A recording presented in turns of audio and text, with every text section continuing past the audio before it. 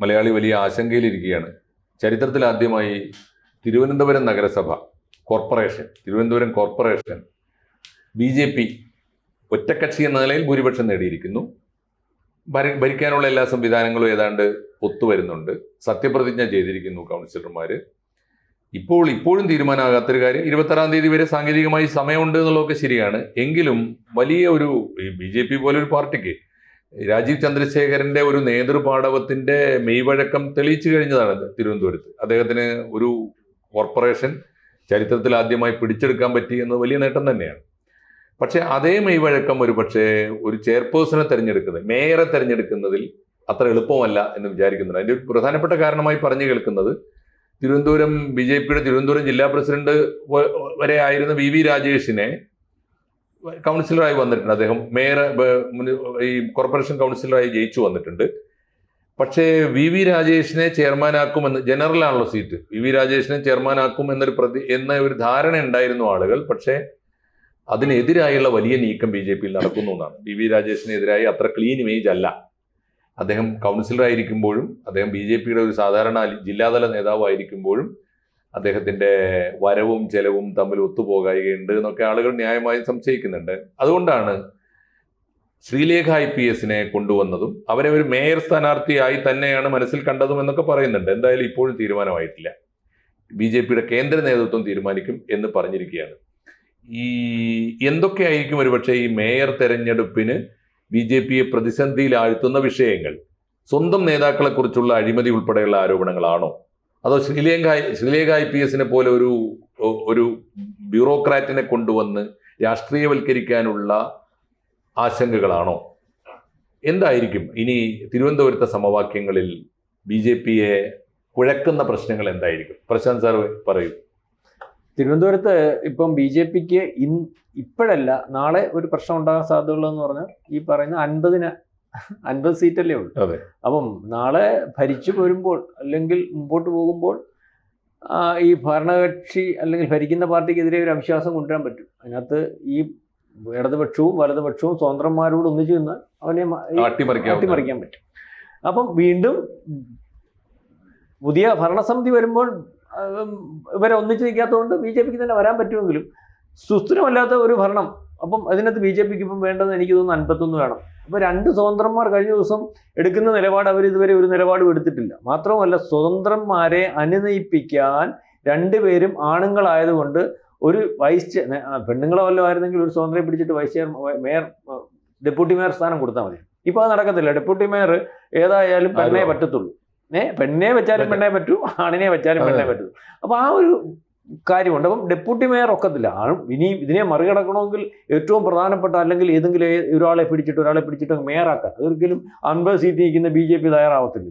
അപ്പം ഇതിനകത്ത് സാറേ പറഞ്ഞതുപോലെ അകത്ത് പ്രശ്നങ്ങളുണ്ട്.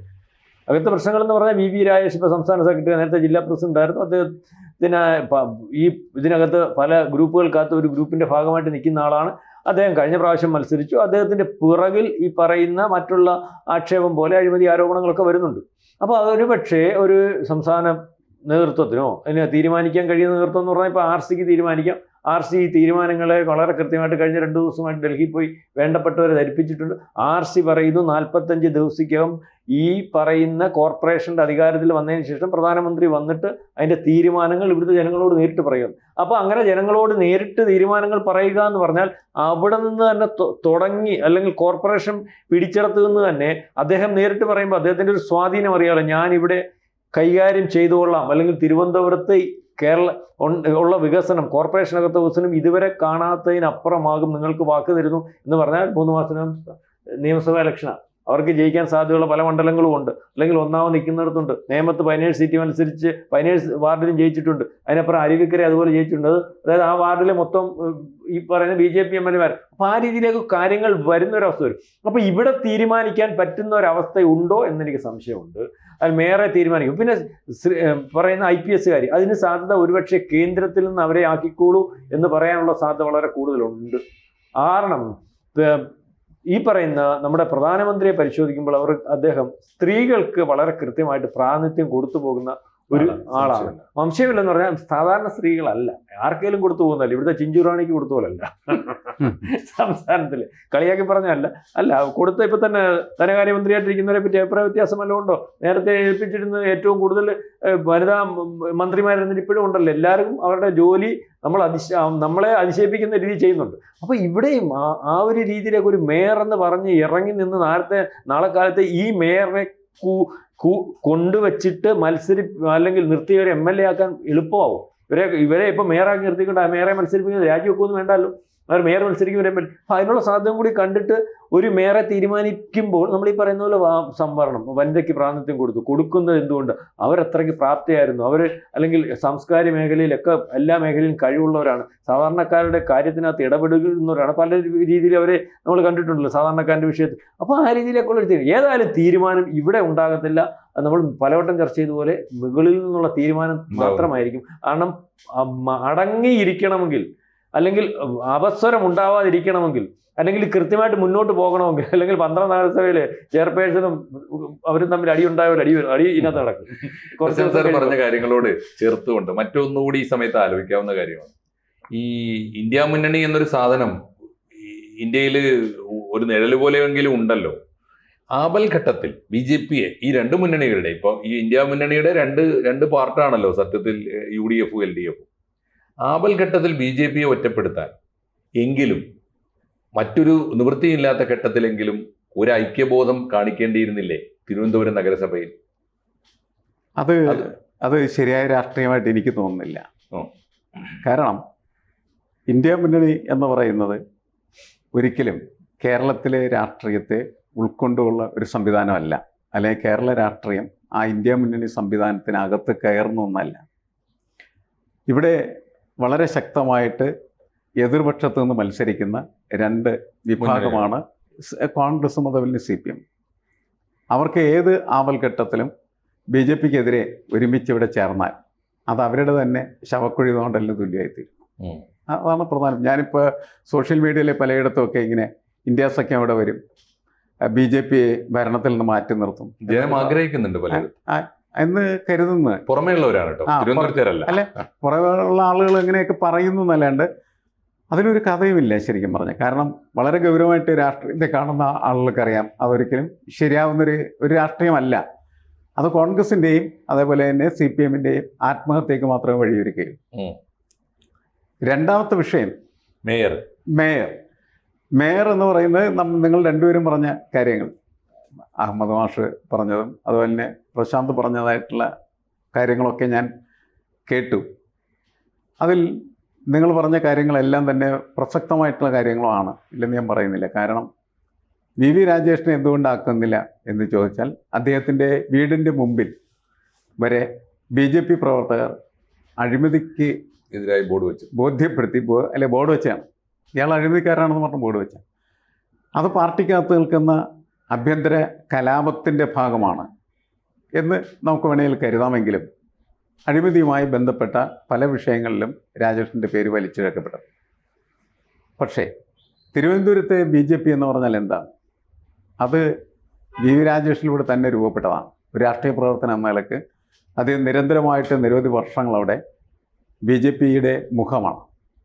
അദ്ദേഹത്തെ അധികാരത്തിൽ നിന്ന് മാറ്റി നിർത്തി അതിന് പകരം ഒരു ബ്യൂറോക്രാറ്റിനെ അവിടെ കൊണ്ടുവന്നാൽ സ്വാഭാവികമായിട്ട് രാഷ്ട്രീയ BJP പരാജയപ്പെടുമല്ലേ. അതാണ് രാഷ്ട്രീയ പ്രശ്നം അതിൻ്റെ അകത്ത് നിലനിൽക്കുന്നത്. ഇനി ശ്രീലേഖ IPSനെ മുന്നോട്ട് കൊണ്ടുവരുമ്പോൾ സംഭവിക്കുന്നത് ബ്യൂറോക്രാറ്റിനെ കൊണ്ടുവരിക എന്നുള്ളതാണ്. ഇപ്പം ഞാൻ കാണുന്നത് ചന്ദ്രശേഖർ ഇങ്ങനെ നിൽക്കുമ്പോൾ അദ്ദേഹത്തിൻ്റെ എപ്പോഴും മുൻതൂക്കം എന്ന് പറയുന്ന മാനേജറിയൽ പൊളിറ്റിക്സാണ്. പൊളിറ്റിക്സിനെ ഒരു മാനേജ്മെൻ്റായിട്ട് കാണുന്ന ഒരു വ്യക്തിയാണ് അദ്ദേഹം. അപ്പോൾ മാനേജ്മെൻറ്റ് പ്രക്രിയയാണ് അവിടെ പ്രാവർത്തികമാകുന്നതെങ്കിൽ ശ്രീലേഖ IPS എന്ത് ചെയ്യും? മേയറാവും എന്നാണ് ഞാൻ കരുതുന്നത്. അത് രണ്ട് പ്രശ്നമാണ്. രാഷ്ട്രീയമായിട്ട് പരിശോധിക്കുന്ന സമയത്ത് VV രാജേഷിനെയാണ് കേരളത്തിലെ രാഷ്ട്രീയ BJP തിരഞ്ഞെടുക്കുന്നത്.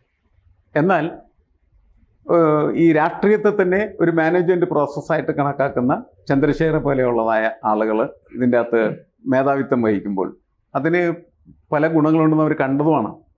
കാരണം ഈ BJPയുടെ കേരളത്തിലെ ഉൾപ്പിരിവുകളും സംഘട്ടനങ്ങളും സംഘർഷങ്ങളും അധികാര വടംവലികളൊക്കെ അതിനെപ്പോഴും പ്രശ്നങ്ങളായിരുന്നു. ആ പ്രശ്നത്തെ മുഴുവനും പരിഹരിച്ചിട്ടാണ് ചന്ദ്രശേഖരൻ ഇപ്പോൾ മുന്നോട്ട് പോകുന്നത് അല്ലേ? അതെ. അപ്പോൾ സ്വാഭാവികമായിട്ടും അദ്ദേഹത്തിന് വേണമെങ്കിൽ എന്ത് ചെയ്യാം, ശ്രീലേഖ IPS തന്നെ മേയറാക്കാം. കാരണം ഈ തിരുവനന്തപുരം കോർപ്പറേഷൻ്റെ ഭരണം ശ്രീലേഖ IPS ആയിരിക്കില്ല നടത്തുന്നത്. അത് നടത്തുന്നത് BJP ആയിരിക്കും, അല്ലെങ്കിൽ RSS ആയിരിക്കും. ഒരു തർക്ക കാര്യത്തിലില്ല.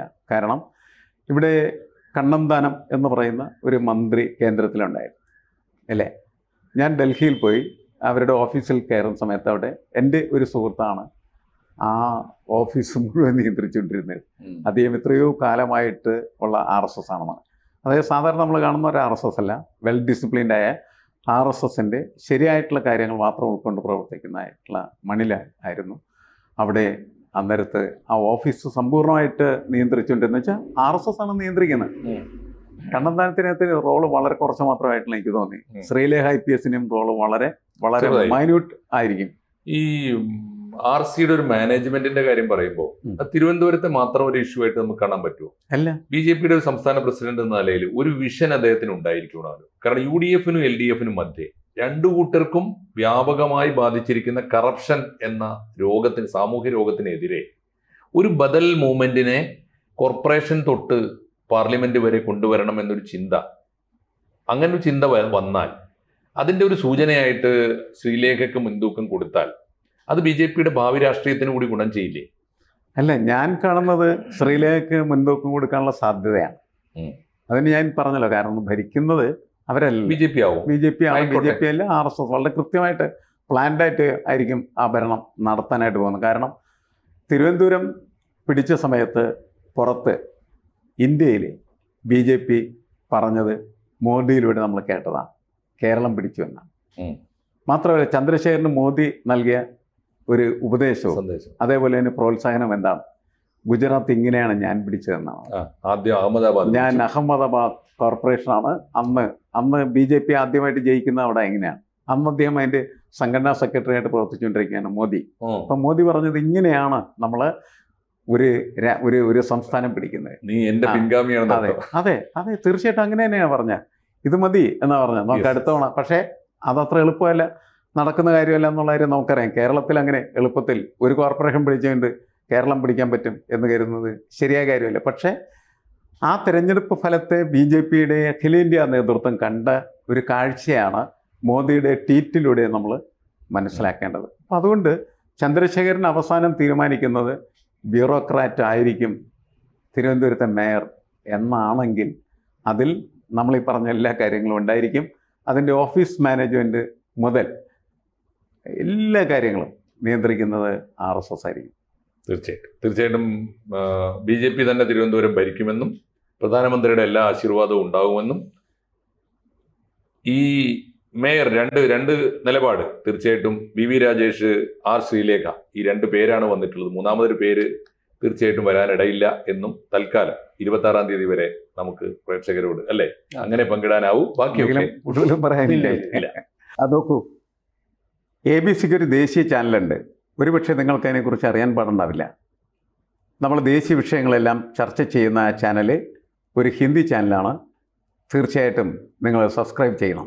കൂടുതൽ വാർത്തകളും വിശേഷങ്ങളും നിങ്ങളിലേക്ക് എത്താൻ ABC മലയാളം സബ്സ്ക്രൈബ് ചെയ്യുക, ബെൽ ബട്ടണും അമർത്തുക.